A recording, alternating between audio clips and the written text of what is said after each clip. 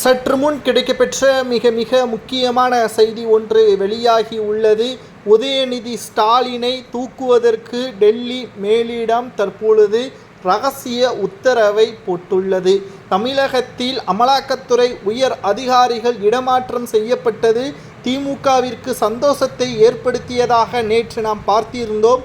தற்பொழுது புதிய நிர்வாகிகள் திமுகவில் சந்தோஷமடைந்து இணையதளங்களில் திமுகவை பார்த்து அமலாக்கத்துறை அதிகாரிகள் இடமாற்றத்தை மத்திய அரசு செய்ததாக சமூக வலைதளங்களில் பரவலாக செய்திகளும் உலா வந்தது.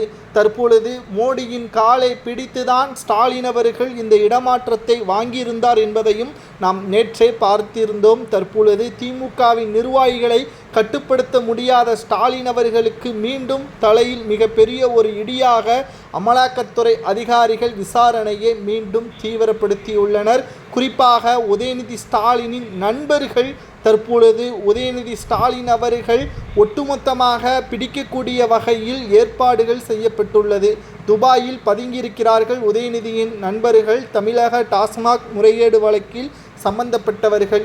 இவர்கள் தமிழகத்திற்கு அழைத்து வரப்பட்டால், அவர்களிடம் விசாரணை நடத்தப்பட்டால் நிச்சயம் உதயநிதி ஸ்டாலின் அவர்கள் சிக்குவார். அப்படி சிக்கும் பட்சத்தில் அவரது துணை முதல்வர் எப்படி செந்தில் பாலாஜியின் அமைச்சர் பதவி பறிபோனதோ அதேபோல் உதயநிதியின் துணை முதல்வர் பதவியும் பறிபோவதற்கு அதிக வாய்ப்புகள் இருக்கிறது.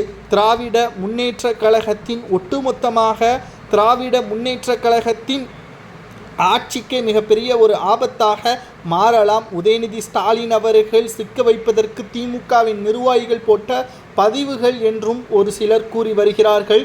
திராவிட முன்னேற்ற கழகத்தை பொறுத்தளவிற்கு இன்னும் 9 மாதங்கள் இருக்கிறது. மதுரையில் கூட பெருமளவில் மதுரை மக்கள் கலந்து கொள்ளவில்லை. பிற மாவட்டங்கள்தான் திமுகவிற்கு ஆதரவாக பணத்தை கொடுத்து வந்துள்ளார்கள். இது திமுகவிற்கு மிகப்பெரிய ஒரு அவமானமாகவும் பார்க்கப்பட்டது.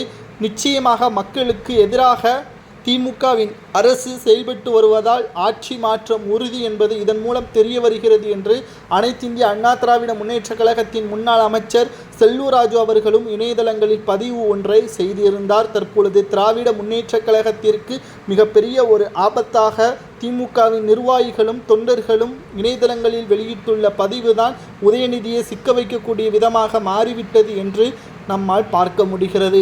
ஒருவேளை உதயநிதி தான் தமிழக டாஸ்மாக் முறைகேட்டில் சம்பந்தப்பட்டிருந்தால் அவருக்கு என்ன தண்டனை கொடுக்கலாம் என்பதை கமெண்ட் வாயிலாக மறக்காமல் கூறுங்கள்.